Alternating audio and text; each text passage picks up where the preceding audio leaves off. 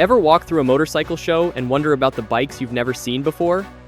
Welcome to the 1980s, a decade of wild ideas, bold designs, and engineering gambles.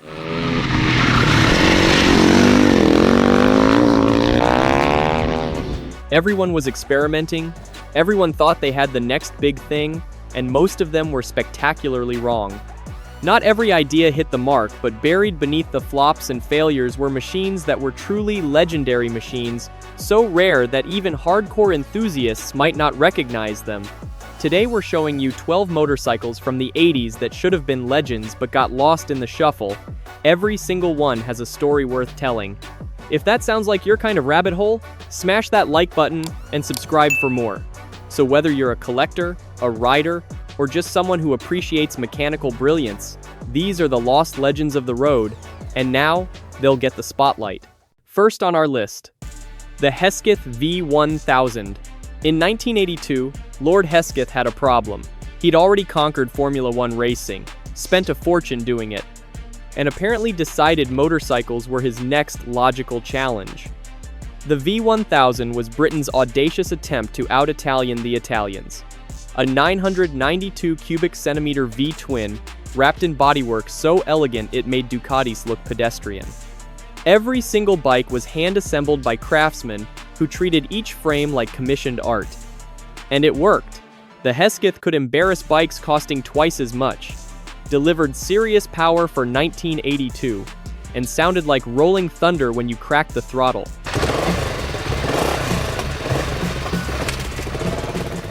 This wasn't mass production, this was British engineering at its absolute finest. But Formula One money burns fast, and motorcycle manufacturing burns it even faster. Hesketh motorcycles managed exactly 139 units before bankruptcy killed the dream in 1982. Some sources claim 150 bikes total. But when you're dealing with numbers this small, who's really counting? Each surviving V1000 is now worth more than most people's cars. They rarely surface at auctions, and when they do, collectors fight over them like relics from a lost civilization.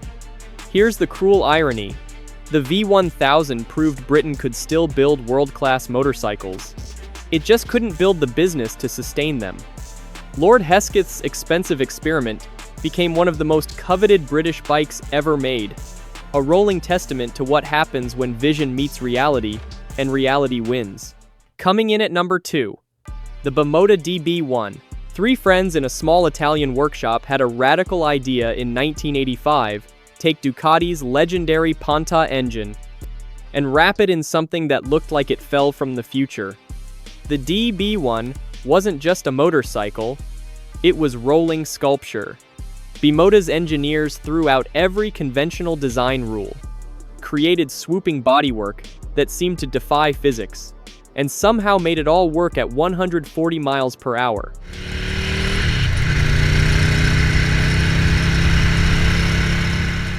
Only 688 were ever built, each one essentially handmade by craftsmen who treated carbon fiber like other people treat clay. The frame was pure art. Aircraft-grade aluminum welded with obsessive precision, supporting bodywork so advanced it wouldn't look out of place today. But here's what made it special. Ducati's 650 cubic centimeter Ponta V-twin wasn't just borrowed, it was liberated.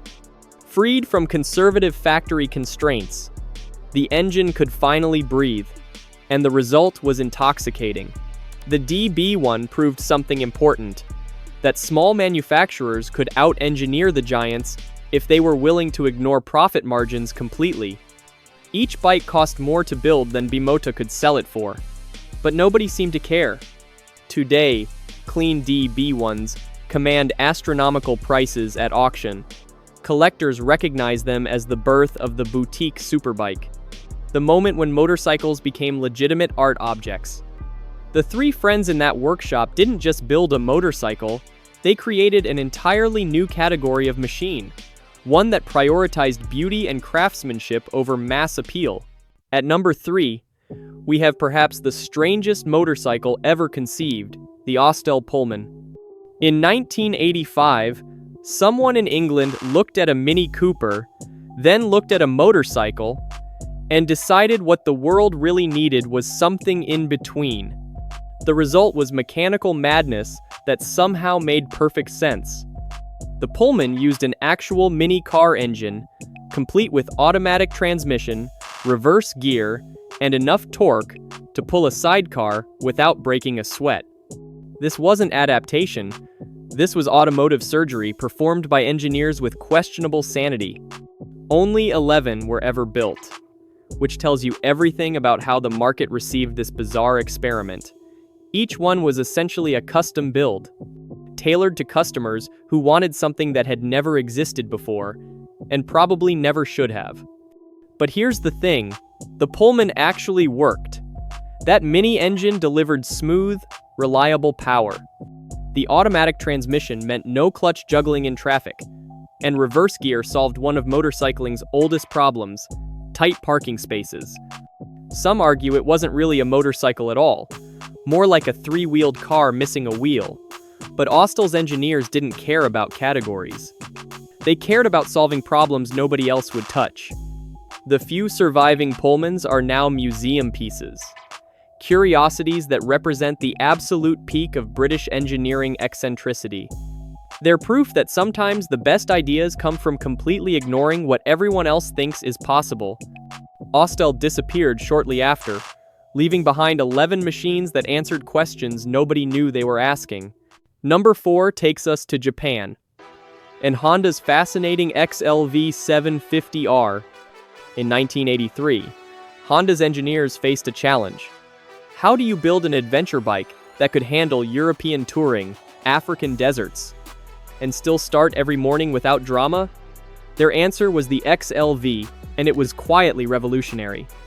This was Honda's first shaft-driven V-twin dual sport, a 749 cubic centimeter engine that prioritized reliability over raw power.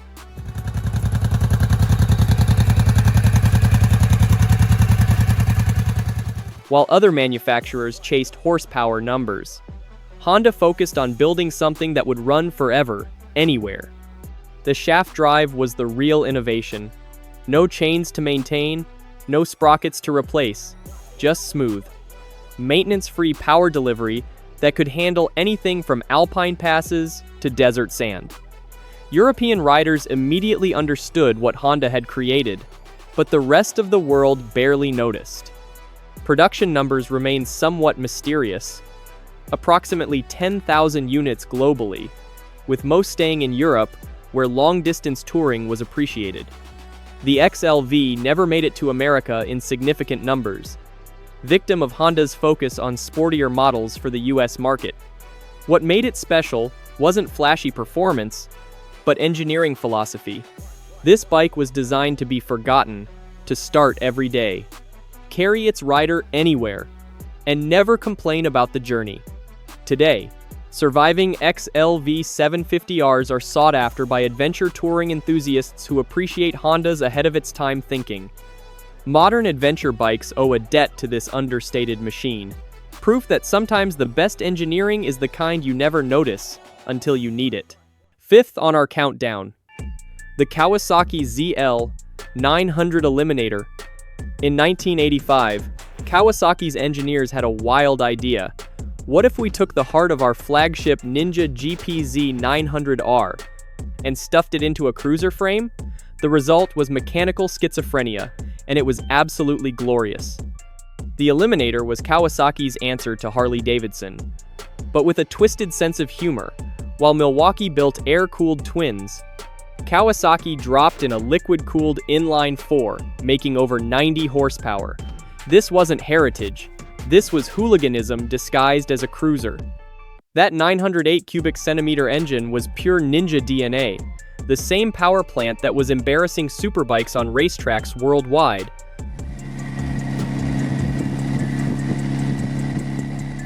But wrapped in low-slung cruiser bodywork, with forward controls and a laid-back riding position, it created an identity crisis on two wheels.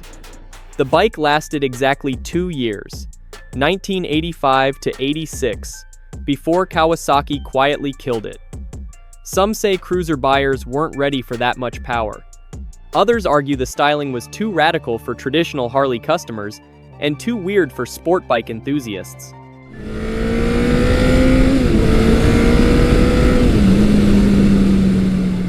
Only a few thousand were built, making survivors increasingly rare and valuable. The Eliminator represented peak 1980s excess, when manufacturers threw conventional wisdom out the window and built whatever seemed like a good idea after too much sake. Modern muscle cruisers owe everything to this bizarre experiment, proof that sometimes the best ideas come from completely ignoring market research and just building something cool. The ZL900 disappeared, but its spirit lives on in every cruiser that prioritizes power over heritage. Moving to number 6, the Yamaha RZ500/RD500LC. 1984 was a different time, when two-stroke V4s roamed the earth, and the EPA hadn't yet declared war on anything that burned premix oil.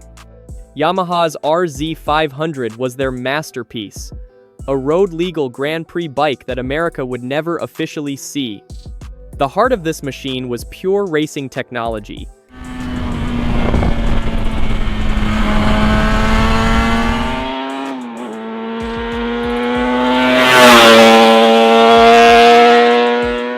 A 499 cubic centimeter liquid-cooled V4 that screamed to 9,500 RPM. This wasn't adapted from anything. It was purpose-built to bring Grand Prix performance to public roads. Regulations be damned. European and Canadian riders knew exactly what they had. A bike that could embarrass four-stroke superbikes while weighing less than most 600 cubic centimeter machines. The power delivery was explosive, the handling was telepathic, and the sound was intoxicating.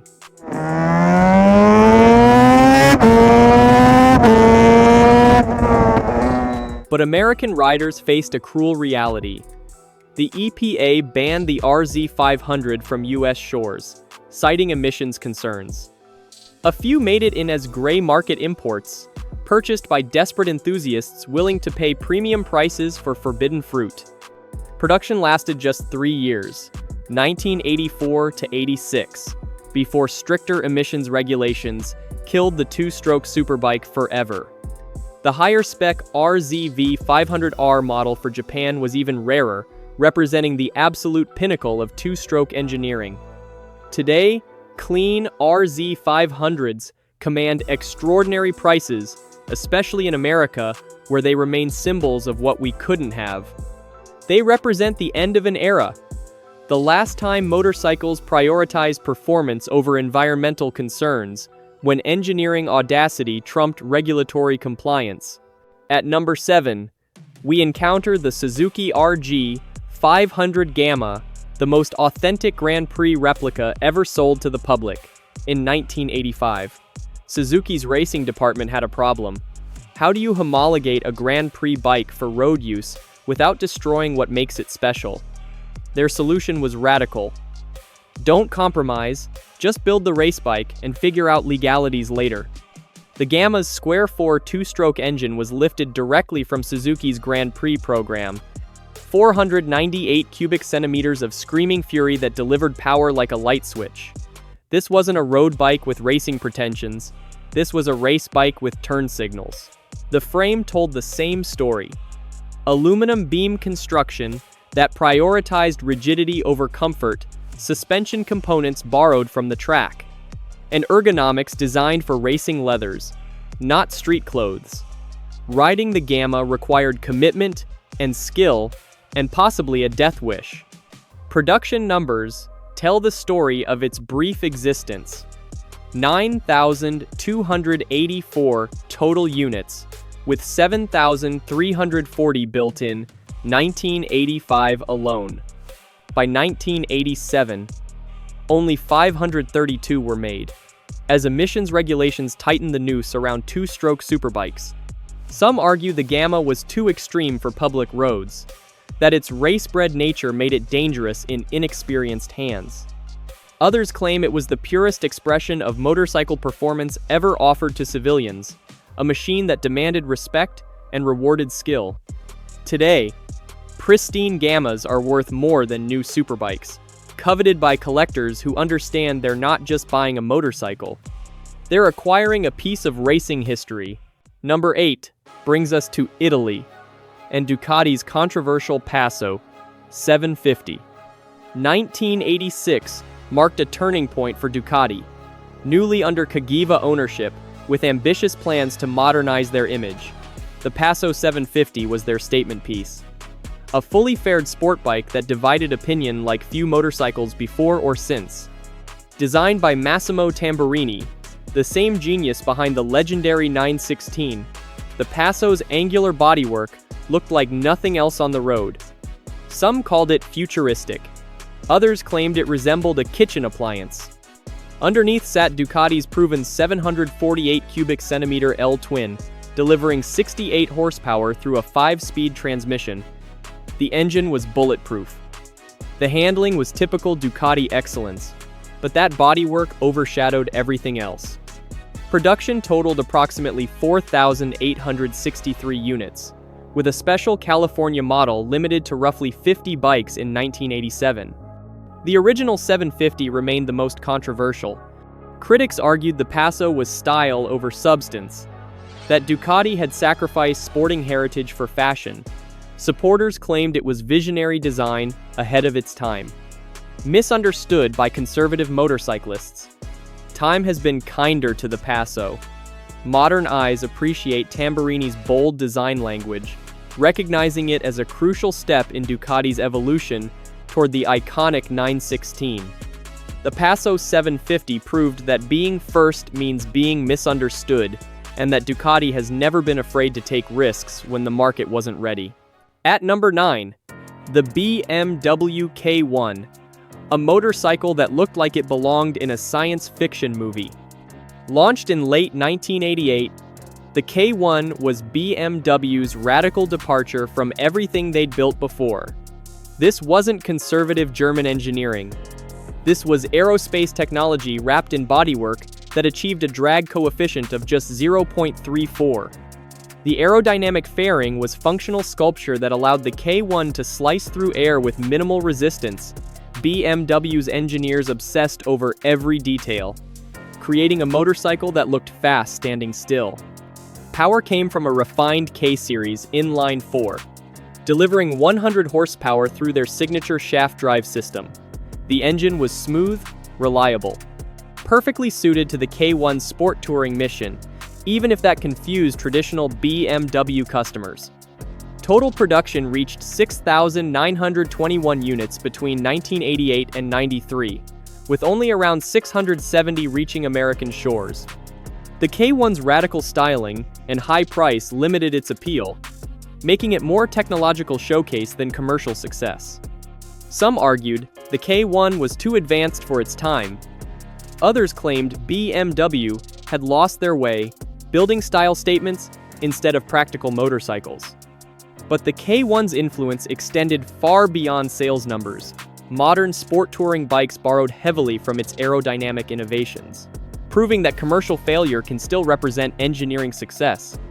Today, clean K1 second are increasingly sought after, appreciated as pivotal moments when conservative German engineers decided to build something completely mad. Coming in at number 10, the Moto Morini Dart 350, Italy's answer to the question nobody asked. In 1986, while other manufacturers chased bigger displacements and higher power, Moto Morini took a different path. The Dart 350 was their philosophy made manifest, that sophisticated engineering could make small displacement motorcycles genuinely exciting. The heart of the Dart was Morini's 72-degree V-twin, a 344 cubic centimeter Joule that proved size wasn't everything. This engine delivered smooth power through sophisticated valve timing and fuel injection, advanced for its era. High-end components elevated the Dart above typical small displacement machines. Marzocchi suspension, Brembo brakes, and a frame that prioritized handling over comfort. This wasn't transportation, it was a sporting statement wrapped in gorgeous Italian bodywork. Production numbers remain elusive. Morini built small quantities through 1989, focusing on quality over volume. Each dart was essentially hand-assembled, with attention to detail larger manufacturers couldn't match. The small displacement market was brutal in the late 80s. Buyers wanted bigger bikes, more power, greater status symbols. The dart's sophisticated engineering was lost on riders who equated cubic centimeters with credibility. Modern riders appreciate what Morini achieved, recognizing the dart as ahead of its time, predicting today's emphasis on lightweight performance over brute force. Contemporary small displacement sport bikes owe a debt to Morini's pioneering work. Surviving darts are increasingly rare, treasured by collectors who understand that sometimes the most important motorcycles are the ones that didn't sell. Number 11 takes us behind the Iron Curtain, to the CZ350 Type 472.6. During the 1980s, while Western manufacturers competed for magazine covers and showroom sales, Czechoslovakia's Česká Zbrojovka built motorcycles for a different world. The CZ350 was their rugged touring machine, designed for countries where reliability mattered more than glamour. This was Eastern Bloc engineering at its most pragmatic, a 348 cubic centimeter two-stroke twin that prioritized durability over sophistication.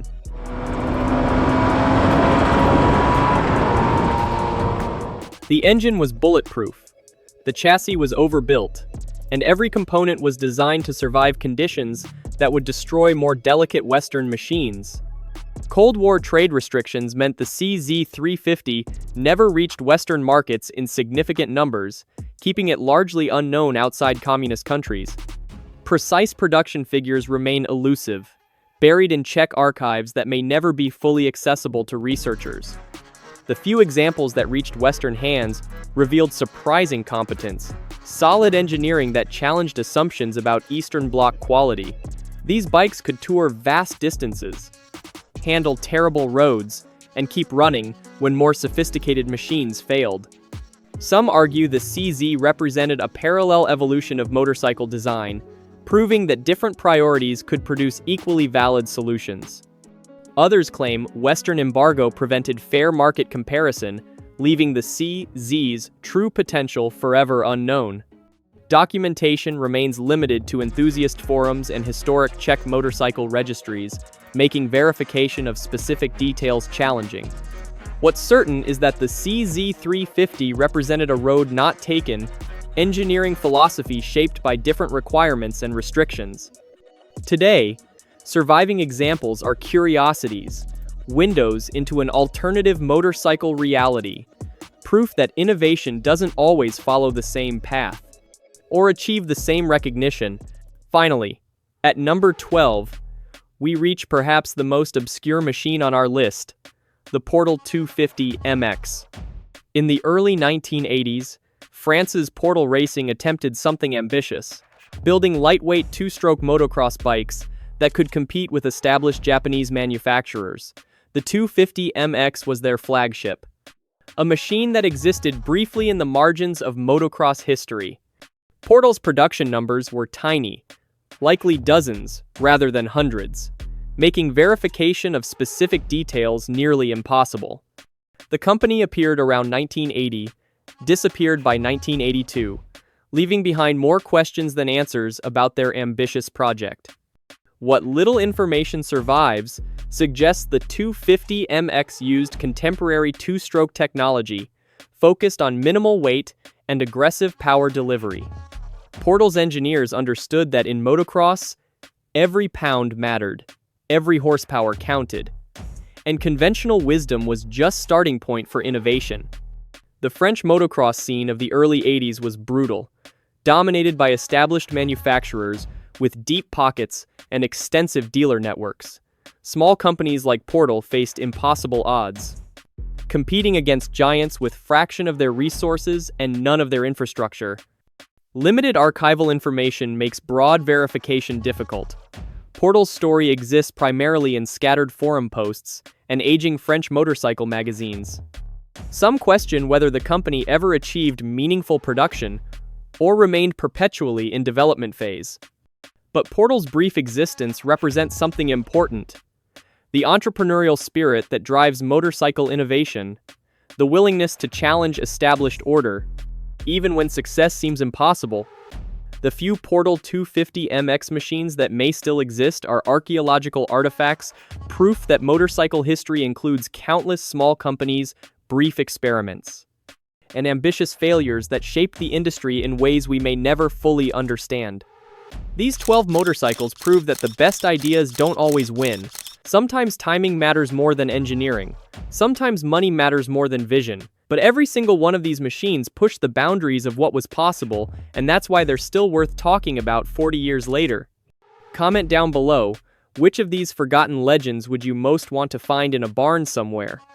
And if you've actually ridden one of these unicorns, we definitely want to hear that story. Stay tuned in for the upcoming video.